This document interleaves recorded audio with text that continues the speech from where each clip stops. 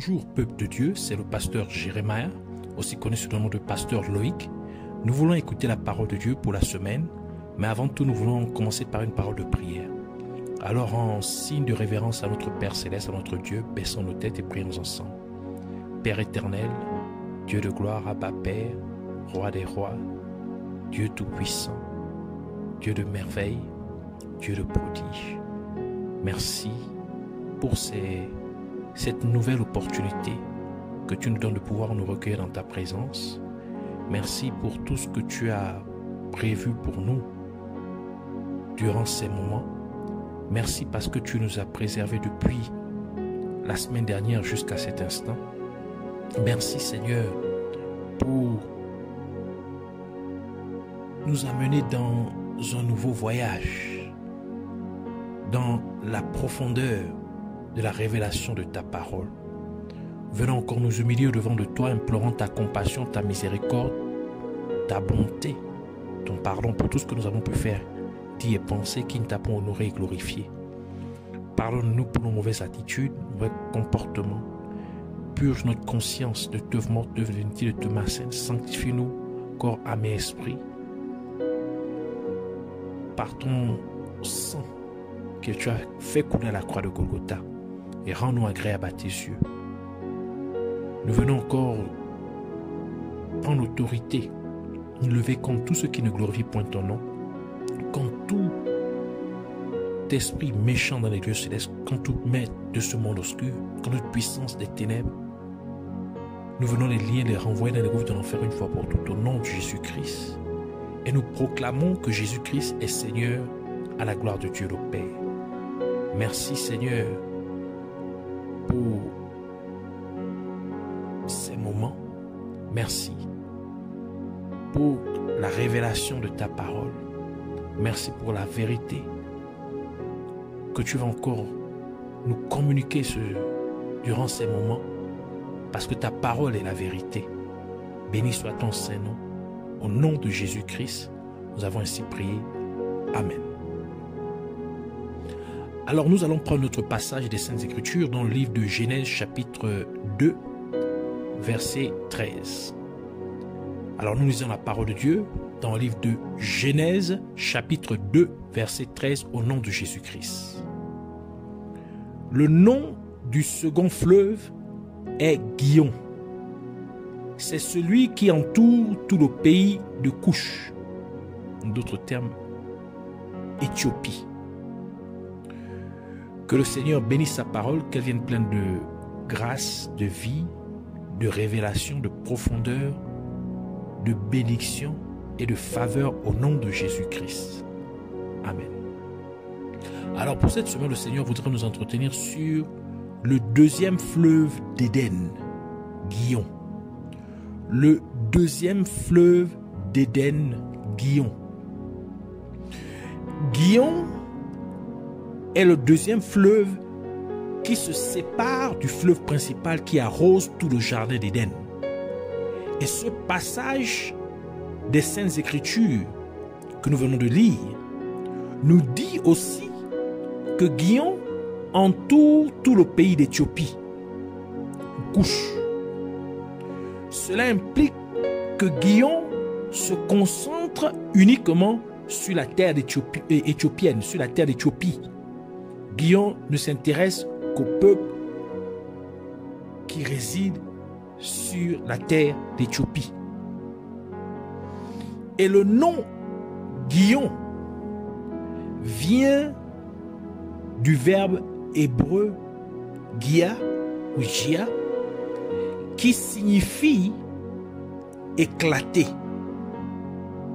ou encore se libérer, s'épanouir, surgir comme une surprise ou comme un étonnement.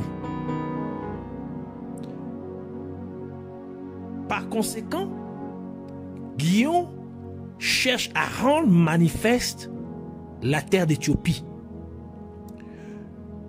Ce qui signifie que Gihon veut révéler à toute la création ceux qui sont cachés derrière la signification prophétique de la terre d'Éthiopie.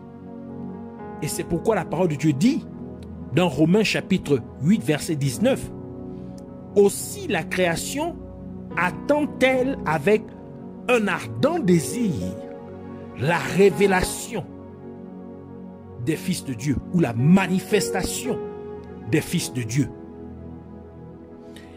Et à la surprise ou à l'étonnement de presque tout le peuple en Israël, Salomon fut oint roi d'Israël à Gihon. 1 Roi chapitre 1 verset 32 à 35 qui dit: le roi David dit, appelez-moi le sacrificateur Zadok, Nathan le prophète et Benaïa, fils de Jéhojada. Ils entrèrent en présence du roi et le roi leur dit, prenez avec vous les serviteurs de votre maître, faites monter Salomon, mon fils, sur ma mule et faites-le descendre à Gihon. Là, le sacrificateur Zadok et Nathan le prophète l'oindront pour roi sur Israël. Vous sonnerez de la trompette et vous direz, vive le roi Salomon. Vous monterez après lui, il viendra s'asseoir sur mon trône et il régnera à ma place. C'est lui qui, par mon ordre, sera chef d'Israël et de Juda. 1 Roi chapitre 1 verset 45 ajoute pour dire, le sacrificateur Zadok et Nathan le prophète l'ont oint pour roi à Gihon. De là, ils sont remontés en se livrant à la joie et la ville a été émue. C'est là le bruit que vous avez entendu. En effet, ce fut vraiment une grande surprise, un grand étonnement pour Salomon d'être oint roi d'Israël, car il n'était pas le fils aîné du roi David. Et pourtant, c'était le plan de Dieu de faire en sorte que Salomon succède à son père David comme roi d'Israël au lieu de ses frères aînés. Cela nous dit que la prophétie derrière le nom Gihon est venue localiser Salomon afin de s'accomplir en lui. Ainsi, Gihon a révélé Salomon à toute la création de telle manière que même jusqu'aujourd'hui, Salomon peut être reconnu comme l'homme le plus sage, qui était le plus sage ou le plus riche que la terre ait connu. Et le nom Salomon signifie homme de paix ou homme de repos, tel qu'indiqué dans la parole de Dieu dans 1 Chronique chapitre 22 versets 6 à 11 qui dit: David appela Salomon son fils et lui ordonna de bâtir une maison à l'Éternel, le Dieu d'Israël. David dit à Salomon: mon fils, j'avais l'intention de bâtir une maison au nom de l'Éternel, mon Dieu. Mais la parole de l'Éternel m'a été ainsi adressée. Tu as versé beaucoup de sang et tu as fait de grandes guerres. Tu ne bâtiras pas une maison à mon nom, car tu as versé devant moi beaucoup de sang sur la terre. Voici, il te naîtra un fils qui sera un homme de repos et à qui je donnerai du repos en le délivrant de tous ses ennemis d'alentour. Car Salomon sera son nom et je ferai venir sur Israël la paix et la tranquillité pendant sa vie. Ce sera lui qui bâtira une maison à mon nom. Il sera pour moi un fils et je serai pour lui un père et j'affermirai pour toujours le trône de son royaume en Israël. Maintenant, mon fils, que l'Éternel soit avec toi, afin que tu prospères et que tu bâtisses la maison de l'Éternel, ton Dieu, comme il l'a déclaré à ton égard. Ainsi, Salomon, l'homme de paix, l'homme de repos, était celui que Dieu choisit pour construire son temple à Jérusalem. Cela nous dit donc que Guillaume recherche des gens de paix. Guillaume recherche des artisans de paix afin de les révéler. Guillaume recherche des artisans de paix afin de les rendre manifestes à toute la création. Car la parole de Dieu dit dans Matthieu chapitre 5 verset 9, « Heureux ceux qui procurent la paix, car ils seront appelés fils de Dieu. » C'est pourquoi Dieu a dit de Salomon qu'il sera mon fils. Ainsi, Salomon était un homme de paix, car il devait construire le temple de Dieu. Et c'est la raison pour laquelle la prophétie est venue localiser Jésus-Christ, car Jésus-Christ est appelé le prince de la paix. Alors même que le livre d'Ésaïe l'atteste, dans Ésaïe chapitre 9 verset 6, qui dit « Car un enfant nous est né, un fils nous est donné, et la domination reposera sur son épaule, et l'on l'appellera admirable, conseiller, Dieu puissant, Père éternel, prince de la paix. » Et c'est pourquoi Jésus-Christ s'est manifesté à Abraham en la personne de Melchisédek. Car Melchisédek étant roi de Salem, ce qui signifie roi de paix, comme le déclare le livre d'Hébreux, Hébreux chapitre 7, verset 1 à 3, qui dit « En effet, ce Melchisédek, roi de Salem, sacrificateur du Dieu très haut, qui alla au-devant d'Abraham lorsqu'il revenait de la défaite des rois, qui le bénit et à qui Abraham donna la dîme de tout, qui est d'abord roi de justice, d'après la signification de son nom, ensuite roi de Salem, c'est-à-dire roi de paix, qui est sans père, sans mère, sans généalogie, qui n'a ni commencement de jour, ni fin de vie, mais qui est rendu semblable au Fils de Dieu. Ce Melchisédek demeure sacrificateur à perpétuité. Et parce que Jésus-Christ est un homme de paix, étant appelé roi de la paix, il bâtit donc la maison de Dieu. Il est en train de construire la demeure de Dieu, qui est l'Église. Et c'est pourquoi Jésus-Christ a dit à Pierre, sur cette pierre, je bâtirai mon Église. En Matthieu, chapitre 16, verset 18. Il dit, et moi, je te dis que tu es Pierre, et que sur cette pierre, je bâtirai mon Église, et que les portes du séjour des morts ne prévaudront point contre elle. Et c'est pourquoi, après que Jésus-Christ ait chassé les gens qui vendaient des marchandises dans le temple de Jérusalem, quand les gens lui ont demandé quel signe il pouvait leur montrer, il répondit ce qui suit dans Jean chapitre 2, versets 13 à 22. Nous allons juste lire le verset 19 qui dit, Jésus leur répondit, détruisez ce temple et en 3 jours, je le relèverai. Un homme de paix est un réconciliateur. Et c'est pourquoi il est appelé un pacificateur ou un artisan de paix.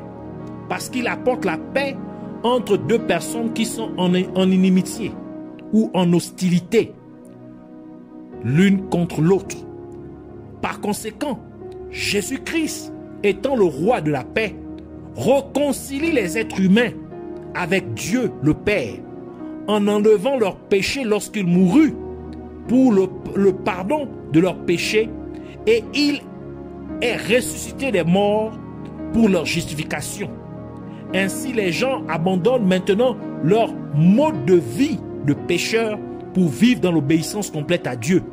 Et c'est pourquoi la parole de Dieu dit dans Romains chapitre 5 verset 1, étant donc justifiés par la foi, nous avons la paix avec Dieu par notre Seigneur Jésus-Christ. Colossiens chapitre 1 verset 20 à 22 ajoute pour dire, il a voulu par lui réconcilier tout avec lui-même, tant ce qui est sur la terre que ce qui est dans les cieux, en faisant la paix par lui, par le sang de sa croix. Et vous, qui étiez autrefois étrangers et ennemis par vos pensées et par vos mauvaises œuvres, il vous a maintenant réconciliés par sa mort dans le corps de sa chair, pour vous faire paraître devant lui saint, irrépréhensible et sans reproche. Et en réconciliant les êtres humains avec Dieu, Jésus-Christ construit donc un temple à Dieu. Car lorsqu'une personne a vraiment accepté Jésus-Christ comme son sauveur et Seigneur, l'Esprit de Dieu vient habiter à l'intérieur du corps de cette personne, tel que le livre de Corinthiens nous le dit dans 1 Corinthiens chapitre 3 verset 16 qui dit, ne savez-vous pas que vous êtes le temple de Dieu et que l'Esprit de Dieu habite en vous? Ainsi, Jésus-Christ, nous ayant réconciliés avec Dieu le Père, veut que nous aussi devenions des artisans de paix. C'est pourquoi il nous a confié le ministère de la réconciliation, comme le dit la parole de Dieu dans 2 Corinthiens chapitre 5 verset 18, qui dit, et tout cela vient de Dieu qui nous a réconciliés avec lui-même par Christ et qui nous a donné le ministère de la réconciliation. Cela implique donc qu'en amenant d'autres êtres humains à accepter Jésus-Christ comme leur sauveur et Seigneur, nous les réconcilions en fait avec Dieu le Père. En d'autres termes, nous les amenons à être en paix avec Dieu. Et ce faisant, nous construisons également le temple de Dieu, parce que leur corps serait maintenant le temple de l'Esprit de Dieu, car le Saint-Esprit habiterait maintenant à l'intérieur de leur corps respectif. D'où la prophétie derrière le nom Guillon nous chercherait pour s'accomplir en nous rendant manifeste à toute la création. Au temps du roi Ézéchias, Guillon était et est encore jusqu'aujourd'hui le seul approvisionnement en eau de la ville de Jérusalem. De Chroniques chapitre 32 verset 30 qui dit, ce fut aussi lui, Ézéchias, qui boucha l'issue supérieure des eaux de Guillon et les conduisit en bas vers l'occident de la cité de David, c'est-à-dire Jérusalem. Ézéchias réussit dans toutes ses entreprises. Donc il était prospère dans toutes ses entreprises. Par conséquent, Guillon était ce qui permettait aux gens de vivre à Jérusalem, parce qu'il aurait été très difficile de vivre dans un endroit où il n'y a pas d'eau. Ainsi, l'habitation humaine était possible à Jérusalem en raison du fait que Guillon fournit de l'eau à Jérusalem. Et le nom Jérusalem signifie la ville de paix, de la paix. Et parce que c'est la source d'eau de Guillon qui a fait de Jérusalem une ville, cela implique donc que Guillon a contribué à faire de Jérusalem une ville de paix. Par conséquent, la prophétie derrière le nom Guillon a localisé Jérusalem afin qu'elle puisse s'accomplir en elle, en révélant Jérusalem à toute la création, au point que même jusqu'aujourd'hui, des millions de personnes partout dans le monde se précipitent encore pour visiter Jérusalem chaque année. Et c'est aussi pourquoi la nouvelle Jérusalem descendra du ciel. Elle sera rendue manifeste à toute la création. Et la nouvelle Jérusalem sera habitée par les artisans de paix, les enfants de Dieu, les vrais chrétiens. Et Dieu vivra éternellement au milieu d'eux, car ils seront le temple de Dieu, et Dieu leur donnera la paix éternelle, comme la parole de Dieu nous le dit dans Apocalypse chapitre 21, verset 2 à 4, qui dit « Et je vis descendre du ciel, d'auprès de Dieu, la ville sainte, la nouvelle Jérusalem, préparée comme une épouse qui s'est parée pour son époux. Et j'entendis du trône une forte voix qui disait, voici le tabernacle de Dieu est avec les hommes. Voici le tabernacle de Dieu avec les hommes. Il habitera avec eux et ils seront son peuple et Dieu lui-même sera avec eux. Il essuiera toute larme de leurs yeux et la mort ne sera plus. Et il n'y aura plus ni deuil, ni cri, ni douleur, car les premières choses ont disparu. Le nom Éthiopie est le mot grec pour le nom hébreu Cush ou Nubie. Et le nom Éthiopie vient du verbe grec aito, qui signifie éclairer ou allumer. Il peut aussi faire référence au mot vision. Ainsi,